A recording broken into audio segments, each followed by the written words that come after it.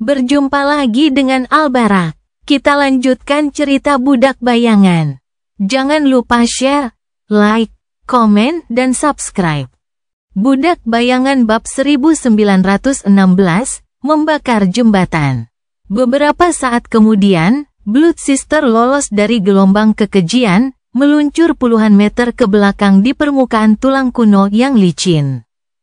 Berhenti tepat di belakang garis depan, dia berdiri tegak dengan tenang, wajahnya yang cantik berlumuran darah, tidak ada satupun darahnya sendiri. Darah juga menetes dari tangannya, membasahi tepian lengan bajunya. Namun, matanya tampak sangat tenang, seolah-olah dia tidak baru saja melakukan pembantaian brutal di tengah gerombolan makhluk mimpi buruk yang mengamuk, dan kemudian lolos tanpa cedera. Pakaian merahnya tidak berlinang air mata, dan ekspresinya dingin dan tanpa emosi. Secara kebetulan, Blood Sister berdiri beberapa langkah jauhnya, jadi Rain bisa melihat setiap detailnya. Dia membiarkan dirinya menatap sejenak, lalu melihat kembali ke pembantaian di depannya, dengan cemas mencari sosok garis bawah Amar yang gesit. Legasi muda mudah dikenali karena ia bergerak bagai kilat, melangkah di udara untuk membunuh para kekejian sambil menghindari cakar mereka. Pedang ganda raksasanya seperti bayangan putih, membelah binatang buas menjadi dua dan memotong anggota tubuh mereka. Masih hidup, seluruh formasi terdorong mundur, dan Rain juga mengambil langkah mundur. Tubuhnya belum kelelahan berkat flare, dan pikirannya belum mati rasa berkat kain kafan sang dalang. Dia menarik busurnya, membidik, dan menembakkan anak panah lain ke mata seekor binatang buas. Biasanya, akan sulit baginya untuk membunuh binatang buas dengan pangkat seperti itu dalam satu tembakan. Tetapi busurnya memiliki sihir yang meningkatkan kerusakan yang ditimbulkan setiap anak panahnya. Bidikannya bahkan lebih baik, dan dia jarang gagal mengenai titik lemah. Tepat pada saat itu, seorang suster darah lainnya muncul di dekat yang pertama, yang ini datang dari bagian belakang formasi, dengan ekspresi muram di wajahnya. Ascended pertama mengarahkan wajahnya yang berlumuran darah ke arahnya. Apa itu? Yang kedua menjawab dengan nada datar, Nona Seisan mengirimkan perintah. Rain tak kuasa menahan diri untuk mendengar pembicaraan mereka, sehingga jantungnya pun berdetak lebih cepat. Dia tidak melihat cara bagi pasukan untuk bertahan hidup dari longsoran makhluk mimpi buruk ini, setidaknya tanpa menderita korban yang melumpuhkan. Namun, mungkin orang yang bertanggung jawab atas seluruh ekspedisi punya solusi. Sang suster darah berhenti sejenak, dan kemudian melanjutkan, tidak ada harapan untuk menahan serbuan ini dalam pertempuran frontal. Kita harus mundur ke Hollows. Yang pertama mengangkat alisnya. Semuanya, prajurit yang sudah terbangun juga, yang terangkat mengangguk. Lady Seisan telah turun ke celah itu untuk membersihkan zona pendaratan bagi pasukan. Para Sein lainnya akan bertahan di garis depan sementara pasukan mengikuti. Perintah pasti dari Legiun ke-7 adalah Rain menelan ludah. Di antara semua manuver militer, mundur secara terorganisasi mungkin yang paling sulit dilakukan. Namun, mundur secara terorganisasi yang mencakup turun secara tertib dari tebing vertikal hampir tidak pernah terdengar, dan mereka tidak turun ke tempat yang aman. Sebaliknya, mereka turun ke Hollows, tempat di mana kekejian yang paling lemah pun dapat melahap seorang Sein. Dia tiba-tiba merasa kedinginan meskipun udara panas menyesakkan. Pasukan Awaken tidak akan bertahan hidup di Hollows, setidaknya tanpa dukungan dari Sovereign's Domain. Yang berarti bahwa satu-satunya kesempatan mereka untuk bertahan hidup adalah mencapai Citadel dan menaklukkannya. Dengan memberi perintah seperti itu, Lady Seisan pada dasarnya membakar jembatan di belakangnya. Ya, mereka tidak punya pilihan. mereka juga tidak akan mampu bertahan dari gelombang mimpi buruk ini. Rain mendesah, lalu diam-diam melirik bayangannya. Dia sebaiknya memberiku memori lain jika aku selamat dari ini.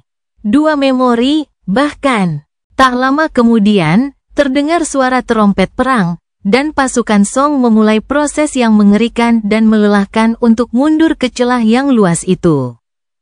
Dengan banyaknya prajurit dalam pasukan ekspedisi, prosesnya tidak cepat, dan pertempuran menjadi semakin sengit saat pasukan ditarik mundur dan dikirim dengan tali ke dalam celah tersebut.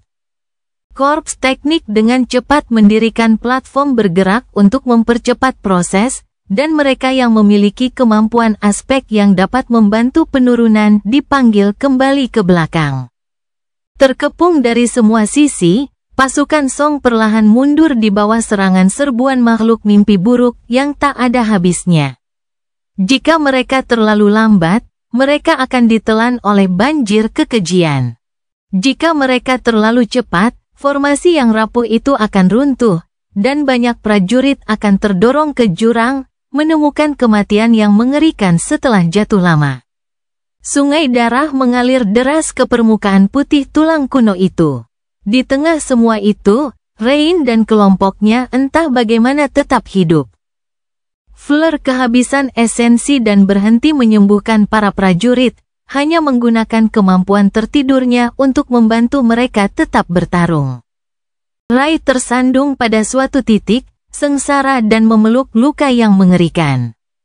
Tamar telah mengambil alih komando seluruh Centuria yang ditugaskan kepada mereka. Pada suatu titik, hanya karena Centurion yang diangkat telah meninggal, dan tidak ada tempat lain untuk menggantikannya. Rain sendiri telah menghabiskan semua esensi yang tersimpan dalam Beast of Prey, menumbangkan kekejian yang sangat kuat dengan tembakan Death Dealer. Saat itu, garis depan Legiun mengalami beberapa pelanggaran, jadi dia mengabaikannya, memanifestasikan Mark of Shadows menjadi taci hitam seperti ular, dan bergerak maju untuk bergabung dengan para petarung jarak dekat. Dia sekarang melindungi punggung Tamar sementara mereka berdua bertarung mati-matian melawan makhluk mimpi buruk yang menggila. Rain mengendalikan esensi jiwanya dengan kehalusan yang rumit, yang membuatnya mampu menampilkan ledakan kekuatan dan kecepatan yang lebih besar daripada yang dapat dikerahkan sebagian besar Awaken sambil menghabiskan lebih sedikit esensi. Ilmu pedangnya tepat dan mematikan, dan pikirannya dalam keadaan jernih. Begitulah cara dia nyaris berhasil bertahan hidup.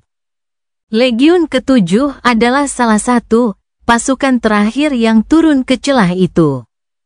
Saat itu, sebagian besar prajurit yang terbangun telah memasuki Hollows, dan hanya para Sein yang tersisa di permukaan, mempertahankan garis depan yang jauh lebih sempit dengan sekuat tenaga mereka. Rain ingin sekali menyaksikan para tokoh legendaris ini melepaskan kekuatan mereka dalam situasi apapun, tetapi hari ini, dia hanya ingin menjauh dari amukan yang dipanggil oleh monster manusia ini.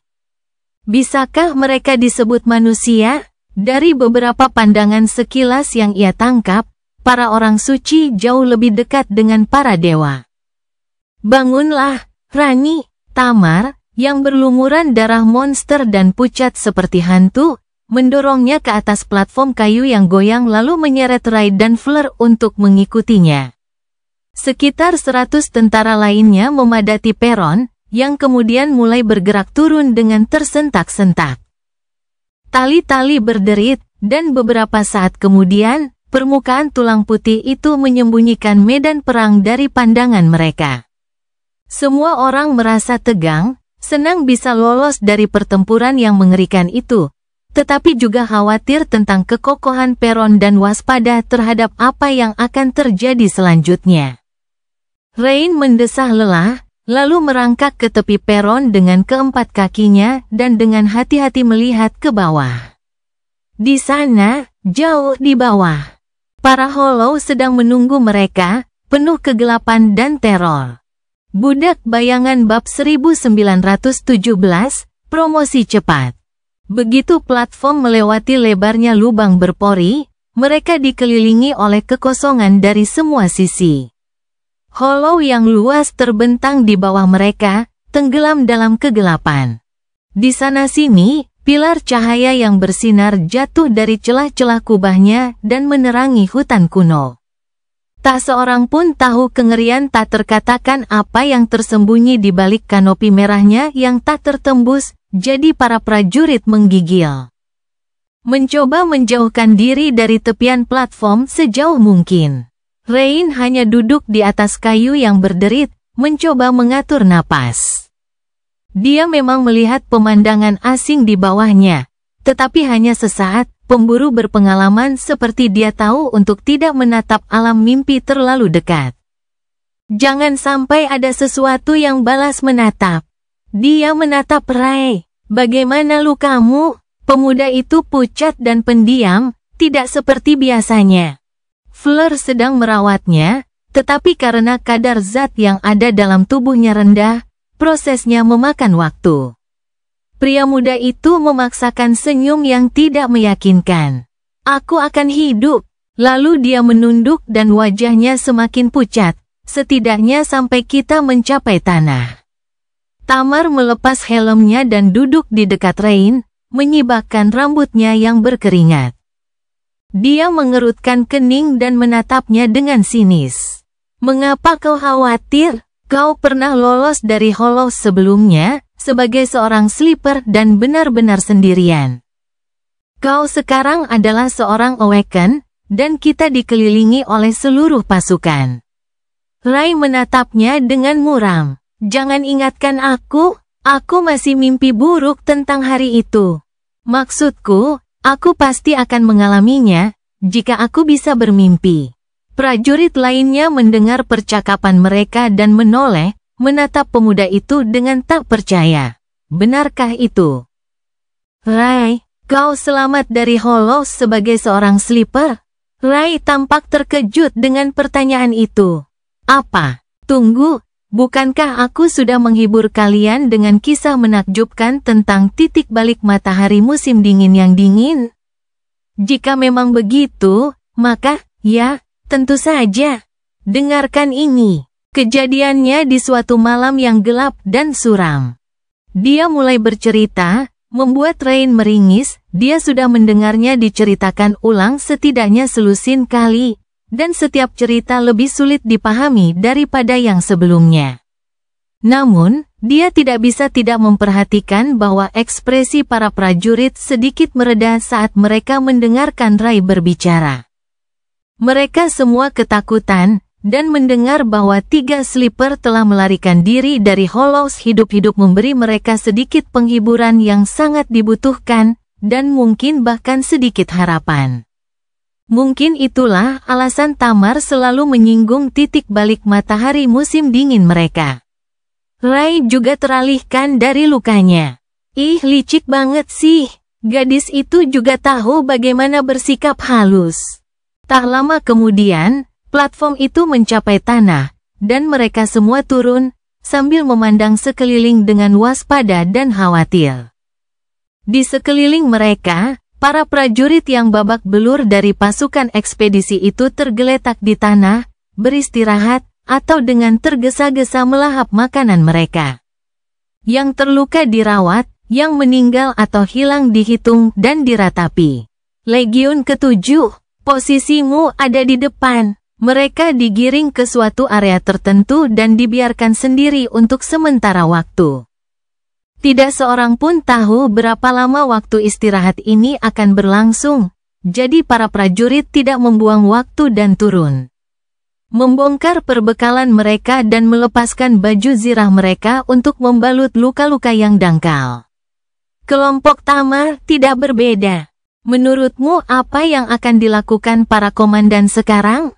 Suara Fleur terdengar lembut, tetapi sama sekali tidak lemah. Rain awalnya mengira gadis yang lembut itu sebenarnya lemah. Tetapi setelah mengenalnya lebih baik, dia menyadari bahwa penyembuh mereka yang manis itu memiliki lebih banyak keberanian daripada kebanyakan orang yang telah bangkit. Dia mengangkat bahu dan menatap ke dalam kegelapan. Kita akan segera tahu. Mereka belum benar-benar berada di Hollows. Retakan yang digunakan pasukan untuk turun ke sini begitu luas sehingga sinar matahari terpancar bebas, dan karenanya, wabah merah di area yang luas itu tidak lebih tua dari permukaan. Wabah itu telah dimusnahkan oleh pasukan terdepan yang dipimpin oleh Lady Xian, membuat zona pendaratan relatif aman. Namun tidak damai, suara pertempuran di atas hampir tidak terdengar di sini. Tetapi ada suara lain yang mencapai perkemahan darurat dari suatu tempat dalam kegelapan. Lady Seisan dan Death Singer saat ini ada di sana. Menghadapi monster tua Hollows dalam pertempuran berdarah untuk membuka jalan bagi pasukan. Makhluk mimpi buruk yang mematikan ada di depan mereka, gerombolan besar kekejian di belakang mereka. Pasukan ekspedisi berada dalam posisi berbahaya. Yah, tidak banyak yang dapat kita lakukan mengenai hal itu. Yang bisa mereka lakukan hanyalah mengisi perut, mengisi kembali tenaga, dan bersiap untuk bertempur. Dan itulah yang sebenarnya mereka lakukan. Setengah jam kemudian, seorang ajudan yang lelah mendekat dari dalam kamp dan memberikan sesuatu kepada Tamar, lalu berlari setelah mengucapkan beberapa patah kata. Legasi muda itu tetap tidak bergerak selama beberapa saat, lalu mendesah dan duduk kembali. Kemudian, dia menempelkan sebuah peniti berupa tetesan darah ke baju zirahnya, dan melemparkan satu lagi, yang jauh lebih kecil, ke Rain. Selamat, Rani. Kurasa kau sekarang menjadi tangan kananku, yang secara teknis menjadikanmu seorang perwira junior. Rain menangkap jarum itu, mengangkat sebelah alisnya, dan bertanya dengan nada geli, "Ya ampun. Aku sangat tersanjung sampai-sampai aku bisa menangis." "Baiklah, apa yang membuatmu begitu?" Tamar menatapnya dengan muram. "Seorang kapten." "Tidak, tunggu dulu. Seorang perwira, secara teknis, karena kita berada di Royal Legion." Rai bersiul. "Selalu berprestasi." Seluruh komposisi tentara Song agak berantakan. Ada brigade dan divisi yang mengikuti struktur unit yang dipinjam dari pasukan biasa, tetapi juga 7 legiun kerajaan yang tidak. Legiun-legiun tersebut terdiri dari centurie, yang seharusnya terdiri dari 100 prajurit yang telah bangkit, tetapi sebenarnya lebih besar dari itu. Bagaimanapun, unit-unit yang bangkit ini biasanya dipimpin oleh seorang perwira yang telah naik ke surga, yang disebut Centurion. Tamar bukanlah orang pertama yang bangkit di pasukan Song yang diberi komando Centuria, tetapi dia jelas yang termuda. Itu memang sebuah prestasi yang luar biasa. Namun, legasi muda itu tampaknya tidak terlalu terkesan. Sebaliknya, dia meringis dan bertanya dengan nada menggerutu, "Terserah. Apakah makanannya sudah siap?" Fleur tersenyum. "Segera hadir." Mereka menyantap hidangan sederhana namun mengenyangkan dalam diam. Setelah itu, utusan lain datang, menjatuhkan kristal berkilauan di hadapan mereka. Mata Rain berbinar. Akhirnya, kristal tersebut, tentu saja, adalah pecahan jiwa. Budak Bayangan bab 1918, Kekuatan yang tumbuh. Pecahan-pecahan jiwa itu adalah sebagian dari pecahan-pecahan yang sempat dicuri para insinyur dari mayat-mayat makhluk mimpi buruk dalam pertempuran baru-baru ini. Tugas itu cukup penting sehingga harus diselesaikan bahkan di tengah-tengah pertempuran yang paling mengerikan. Lagi pula, dengan setiap prajurit yang berhasil memenuhi inti jiwa mereka sepenuhnya, kekuatan pasukan Song pun tumbuh. Tamar telah lama memenuhi miliknya, jadi bagian kelompoknya dibagi 3 antara Rain, Fleur, dan Rai. Hari ini, itu berarti Rain menerima sekitar selusin pecahan. Hadiah dibagikan sesuai dengan kontribusi kelompok, dan mereka selalu tampil dengan baik. Memang, dalam situasi kacau seperti ini, Tidak ada yang benar-benar mencatat skor. Biasanya, para perwira akan membuat laporan kepada Komando Legiun setelah pertempuran, dan pembagian rampasan akan diputuskan kemudian. Namun, perwira mereka telah tewas, dan pertempuran belum berakhir. Jadi, Rain merasa beruntung bisa menerima apapun. Semua pecahan ini memiliki peringkat yang lebih tinggi daripada Rain sendiri. Itu adalah keuntungan yang cukup besar. Melupakan kekhawatirannya selama beberapa menit, dia berkonsentrasi menghancurkan kristal berkilauan di tinjunya. Dan lihatlah, dia bahkan tidak perlu menggunakan gagang pisaunya untuk mematahkannya.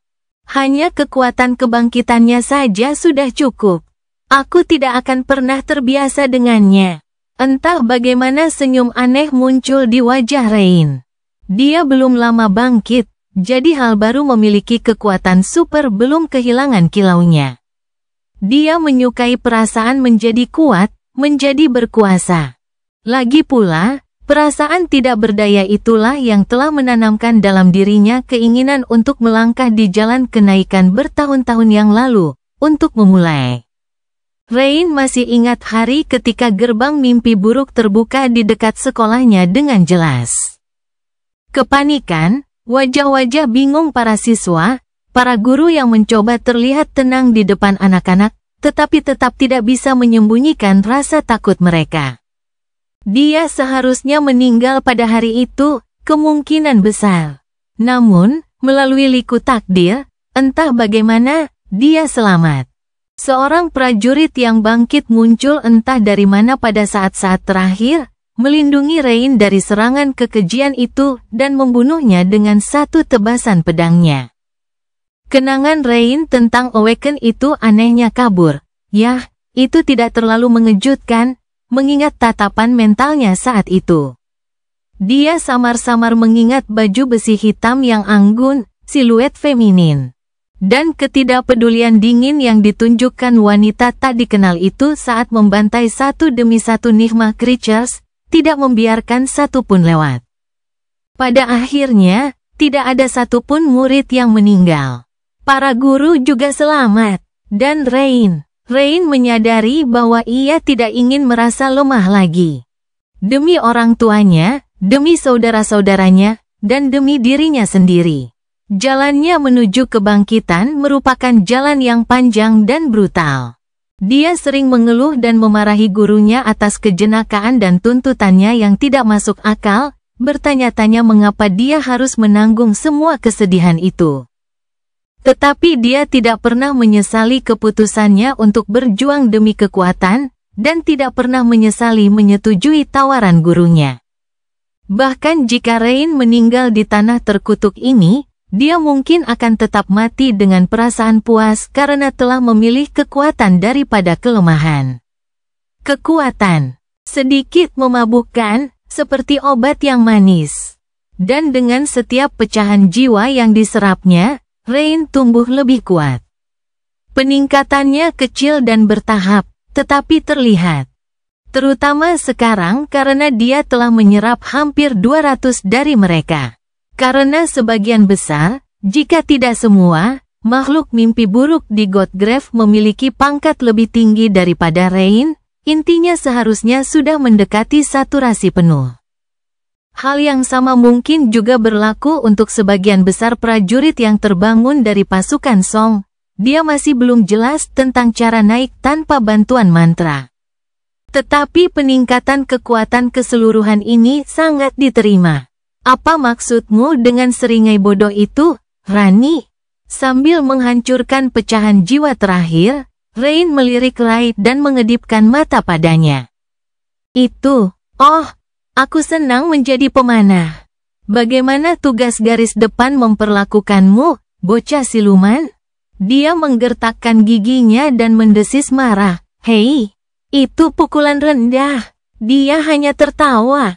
Sayangnya, Rain tidak tertawa lama ketika perintah baru tiba, menggemparkan seluruh perkemahan. Berkumpul, formasi barisan tempur, cepat, cepat, cepat, bergerak. Tamar mendesah dan melompat berdiri, mulai mengatur centuria mereka. Para prajurit tampak sedikit bingung, tetapi tidak terlalu terkejut dengan perintah yang tiba-tiba itu. Tidak seorang pun mengira akan mendapatkan istirahat yang cukup di Hollows. Tetapi mengapa perintah itu terdengar begitu mendesak? Tak lama kemudian, mereka mengetahuinya. Demi para dewa yang telah mati, jauh di atas mereka, sosok-sosok seperti semut muncul di jembatan-jembatan tanaman merambat besar yang membentang sampai ke permukaan, mengalir menuruni lebarnya yang berkelok-kelok seperti air pasang. Para insinyur, yang telah berusaha keras untuk menghancurkan akar-akar mereka, mengumpat dan berlari menjauh, menjatuhkan peralatan mereka saat mereka berlari. Itu adalah keputusan yang tepat. Hanya beberapa detik kemudian, makhluk mimpi buruk pertama jatuh dari atas. Tubuhnya menghantam tulang kuno itu dengan bunyi berdecit yang menjijikkan. Binatang besar itu menjerit kesakitan, lalu meronta lemah, mencoba berdiri. Meskipun tubuhnya rusak parah, ia masih hidup. Sedetik kemudian, terdengar bunyi desiran lain, lalu bunyi desiran lagi. Menjadi gila karena bau jiwa manusia, gerombolan makhluk mimpi buruk mengikuti pasukan ekspedisi ke Hollows. Rain melanggar aturannya dan menatap banjir sosok-sosok seperti semut yang menutupi permukaan jembatan tanaman merambat jauh di atas. Tangannya sedikit gemetar. Yah, sial. Kalau dipikir-pikir lagi, mungkin dia seharusnya memilih kelemahan daripada kekuatan. Lalu, teriakan perintah dari salah satu Blood Sister membawanya kembali ke dunia nyata. Bergerak, baru saja beristirahat, pasukan Song meninggalkan tempat yang relatif aman di daerah yang terang dan berbaris menuju kegelapan Hollows. Mereka mengikuti jejak darah yang ditinggalkan oleh komandan mereka, Putri Seisan. Di belakang mereka, semakin banyak makhluk mimpi buruk jatuh dari atas. Yang tercepat dari mereka yang berhasil bertahan di pilar-pilar pohon anggur sudah setengah jalan turun. Masa depan tampak suram, bagaikan hamparan lembah besar yang suram di depan. Budak Bayangan bab 1919, Hutan Kuno. Saat pasukan itu berbaris memasuki hutan, beberapa sosok jatuh dari atas untuk mengepungnya. Namun, kali ini, mereka bukan makhluk mimpi buruk, meskipun beberapa tampak sangat mengerikan. Sebaliknya, mereka adalah orang suci yang telah menahan gelombang kekejian di permukaan, dan sekarang mundur karena musuh tidak dapat dihentikan lagi. Beberapa telah berubah menjadi bentuk manusia untuk turun dengan selamat dengan bantuan memori, beberapa secara alami mampu terbang saat bertransformasi. Yang lain hanya menerima jatuhnya, mengandalkan sifat tubuh binatang mereka untuk menahan kerusakan. Kanopi hutan yang tebal membantu meredam jatuhnya mereka, tetapi dampaknya masih terasa dingin. Dalam momen singkat itu, Rain memperhatikan berbagai makhluk menakjubkan. Ada seekor harpi yang mengerikan, tetapi sangat cantik dengan air liur menetes dari cakarnya yang tajam dan bibir merahnya. Ada raksasa dengan kepala serigala, tubuhnya yang menjulang tinggi berwarna obsidian. Ada anjing seukuran bukit dengan 3 kepala, rahangnya yang berdarah cukup kuat untuk menghancurkan gunung menjadi debu. Ada makhluk mengerikan yang menyerupai singa bertanduk dengan ular berbisa sebagai ekornya, tetesan racun menetes dari taringnya. Bahkan ada seekor reptil besar dengan kaki belakang yang kuat dan lengan yang pendek dan kurang berkembang, langkah kakinya yang tirani membuat tanah bergetar. Para orang suci babak belur dan berdarah, tubuh mereka yang kuat bagaikan peta luka. Akan tetapi, mereka tampaknya tidak memedulikannya, begitu mendarat di tanah. Mereka langsung mengambil posisi di sekitar pasukan, siap untuk melindungi para prajurit dari para penghuni hutan kuno yang selamat dari perjalanan putri-putri Kisong. Sayangnya, Pasukan ekspedisi itu begitu besar sehingga bahkan 3 lusin juara transenden tidak cukup untuk melindungi semua orang. Perasaan aman yang diberikan oleh pemandangan mereka hanyalah ilusi. Rain mencengkeram busurnya dengan gugup saat kanopi merah menutupi kubah hollow yang luas di kejauhan. Kenangan bercahaya yang tak terhitung jumlahnya mengusir kegelapan, membuatnya mudah untuk melihat sekeliling. Hutan Hollows mirip dan berbeda dengan hutan yang merasuki permukaan. Bentuk, warna, dan baunya sama saja. Namun, hutan ini jauh lebih tua, sehingga lebih mengerikan. Pohon-pohonnya berkali-kali lipat lebih tinggi, tanaman merambatnya setebal tubuh manusia, dan lumutnya cukup dalam untuk menelan seseorang secara utuh di beberapa tempat. Tentu saja, untuk mencernanya. Pohon-pohon juga sama laparnya, dan beberapa tanaman merambat bergerak seperti ular besar, menjerat orang dan mencabik tubuh mereka dengan duri setajam silet. Ada serangga penghisap darah seukuran kepala manusia dan serangga merayap dengan rahang yang cukup panjang untuk menggigit kaki seseorang. Mereka bergerak dalam kawanan, tentu saja, menumbangkan orang dan melahap mereka dalam hitungan detik. Tak lama kemudian, hutan dipenuhi dengan gemerisik senjata dan jeritan yang mengerikan. Hutan kuno Hollows benar-benar mematikan, dan itu bahkan setelah Putri Seisan dan Death Singer lewat di sini, memusnahkan predator paling berbahaya. Jejak perjalanan mereka ada di mana-mana. Pohon-pohon yang menjulang tinggi patah dan hancur, tanaman merambat yang ganas terkoyak. Mayat-mayat mengerikan yang terkoyak dari makhluk mimpi buruk tergeletak di sana-sini seperti bukit-bukit gelap berisi daging yang terkoyak, danau-danau darah busuk menggenang di bawahnya.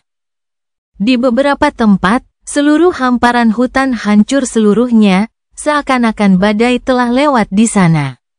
Cairan hitam mengalir dari bawah pohon-pohon tumbang. Rain awalnya tertegun dan ngeri dengan kenyataan mengerikan yang melingkupinya, tetapi dengan cepat menjadi mati rasa. Tidak ada waktu untuk merasa takut. Satu lagi, dia menarik busurnya dan melepaskan anak panah, membidik ke arah kepakan sayap di atas. Makhluk penghisap darah itu bersembunyi di balik rimbunan-rimbunan hutan dan terlalu cepat bagi seorang yang terbangun untuk melihat kapan mereka menyerang. Namun, dia bisa merasakan bayangan mereka, melihat dalam kegelapan, dan mendengar mereka. Itu hampir tidak cukup untuk memberinya kesempatan mengenai hama yang menjijikkan itu sebelum mereka membunuh seseorang. Mulut mereka yang memanjang dan seperti pisau sudah cukup mematikan, meninggalkan luka yang mengerikan pada tubuh korbannya. Lebih buruk lagi, mereka mengeluarkan sejenis racun yang melumpuhkan korban, menghentikan jantung manusia dalam hitungan detik. Biasanya, saat makhluk itu terlihat, semuanya sudah terlambat. Namun tidak kali ini. Siluet samar melesat ke arah para prajurit yang berbaris dari atas, tetapi dicegat oleh anak panahnya di udara. Sayap dan karapas makhluk-makhluk ini begitu kuat sehingga busur sihirnya bahkan tidak dapat membuat penyok di dalamnya, tetapi perutnya yang lembut agak rentan. Terkena anak panah, pengisap darah itu kehilangan keseimbangan dan jatuh ke tanah. Seketika, para prajurit yang bangkit menyerbunya. Ingatan mereka tidak cukup kuat untuk membunuh makhluk itu. Jadi mereka berusaha melumpuhkannya, jaring kawat khusus dilemparkan ke serangga yang mengerikan itu, yang segera dicabiknya dan melarikan diri. Untungnya, penundaan itu cukup bagi salah satu ascendet untuk muncul, menghancurkan karapas makhluk itu dengan serangan dahsyat dari gada berat mereka. Pada saat itu, tak jauh dari situ, seorang prajurit berteriak saat ia mendapati dirinya tenggelam di hamparan lumut merah. Rekan-rekannya berhasil menariknya keluar, tetapi saat itu, kaki bagian bawahnya sudah larut dalam cairan pencernaan. Pada saat yang sama, Sebuah pohon tinggi berguncang, dan hujan daun berwarna merah tua jatuh dari dahannya. Setiap daun seperti bilah bergerigi, yang dengan mudah mengiris baju besi, daging, dan tulang yang tersihir. Belasan prajurit jatuh ke tanah, berdarah, beberapa dari mereka tewas, beberapa terluka parah. Baik yang mati maupun yang hidup kemudian ditarik ke bawah tanah oleh akar yang muncul dari bawah. Manusia lain mencoba menggali mereka, tetapi tidak ada gunanya. Pada saat yang sama, sebuah tanaman merambat yang ditutupi bunga-bunga indah melepaskan awan serbuk sari merah ke udara. Dan beberapa prajurit yang tidak cukup cepat untuk melarikan diri menjatuhkan senjata mereka ke tanah, berjalan ke dalam kabut merah dengan ekspresi kosong. Pada saat serbuk sari menghilang, mereka telah pergi, menghilang tanpa jejak, bahkan tanpa jejak kaki yang mengisyaratkan apa yang mungkin terjadi pada mereka. Rain menutup mulutnya dengan tangan, melihat sekeliling dengan ngeri. Ini neraka, pasti begitu, di sekeliling pasukan yang berbaris. Para orang suci terlibat dalam pertempuran putus asa dengan para kekejian besar yang muncul dari hutan dari waktu ke waktu, tertarik oleh bau jiwa manusia. Dan di belakang pasukan itu, gelombang makhluk mimpi buruk semakin mendekat setiap menit, mengancam untuk mengejar ekor formasi itu. Dikepung dan dikejar, para prajurit Song berbaris menuju benteng yang jauh. Budak Bayangan bab 1920, berbaris melalui neraka. Akhirnya, situasi yang sudah buruk berubah menjadi kekacauan total. Gerombolan makhluk mimpi buruk telah mengejar pasukan ekspedisi, dan bagian belakang formasi tersebut menjadi asyik dalam pertempuran yang bergerak. Beberapa orang suci memimpin upaya pertahanan, membantai para kekejian yang mengancam dengan sekuat tenaga mereka. Jumlah korban tewas di kalangan makhluk mimpi buruk tinggi, tetapi para prajurit juga menderita korban yang besar. Untungnya, atau mungkin sayangnya, kegilaan para Nigma Creatures yang mengejar telah menyebabkan reaksi berantai yang merusak di Hollows. Para predator lokal diliputi rasa lapar dan haus darah saat melihat pasukan manusia, tetapi mereka juga tidak senang melihat banyak kekejian dari permukaan menyerbu wilayah mereka. Bagi makhluk agung yang mendiami hutan rimba purba, para penghuni permukaan yang lemah tak lain hanyalah mangsa, sama seperti manusia. Karena alasan itu, gerombolan yang mengejar mengalami pembantaian yang mengerikan ketika sosok-sosok mengerikan menerjang mereka dari hutan.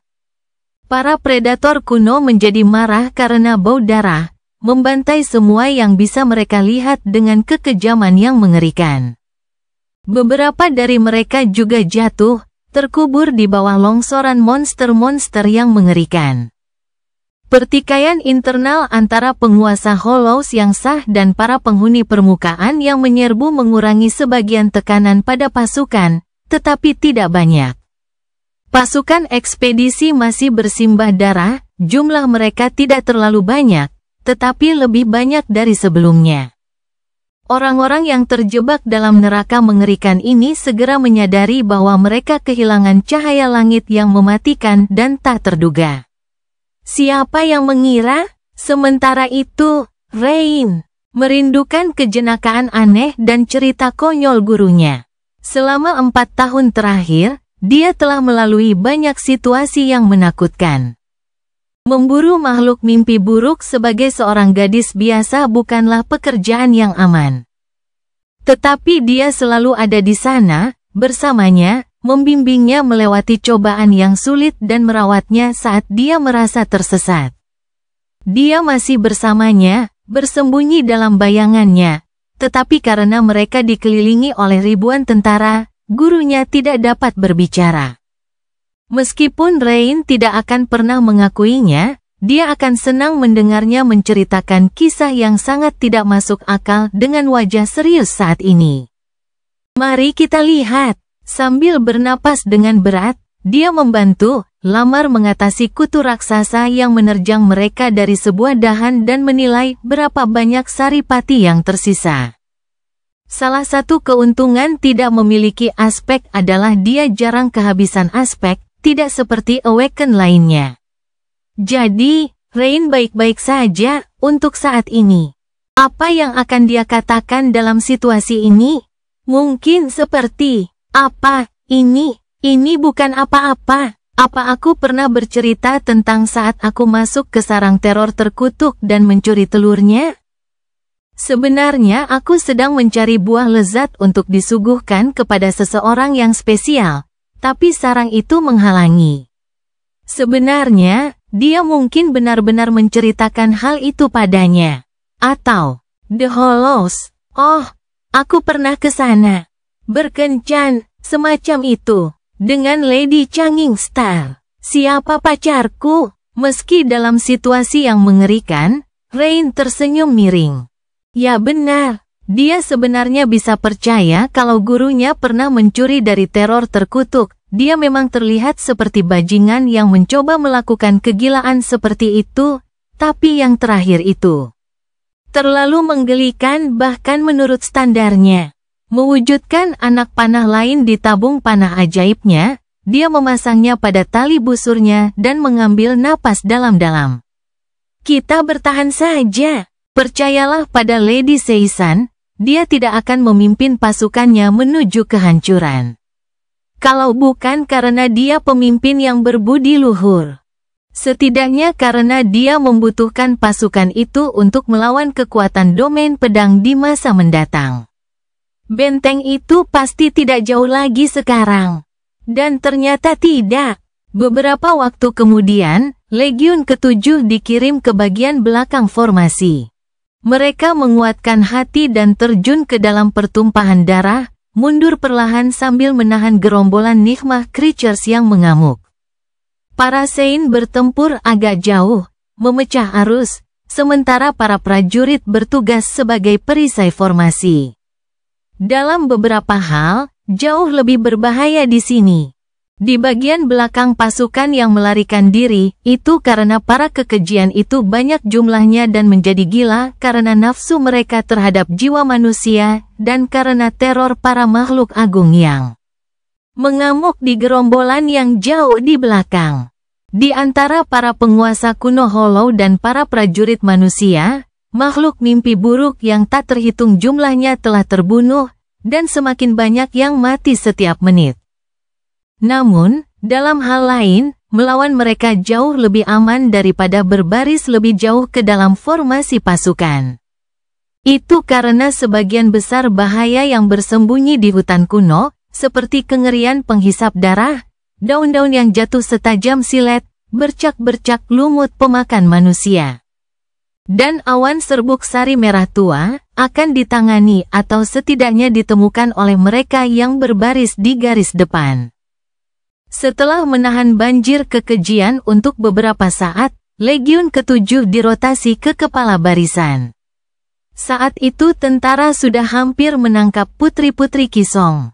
Rain dan para legioner lainnya menyeret tubuh mereka yang lelah ke bagian depan formasi, tempat mereka seharusnya beristirahat sebentar. Karena Lady Seisan dan Death Singer begitu dekat, hutan menjadi lebih aman daripada sebelumnya. Penghuninya baru saja dibantai oleh para putri transenden, dan hama-hama yang selamat bersembunyi, takut menarik perhatian mereka. Akhirnya, mereka melihat jenderal mereka. Lady Seisan berdiri di atas batang pohon tumbang, gaun merahnya robek dan berlumuran darah. Matanya cekung, dan senyum gelap tersungging di bibir merahnya yang memikat.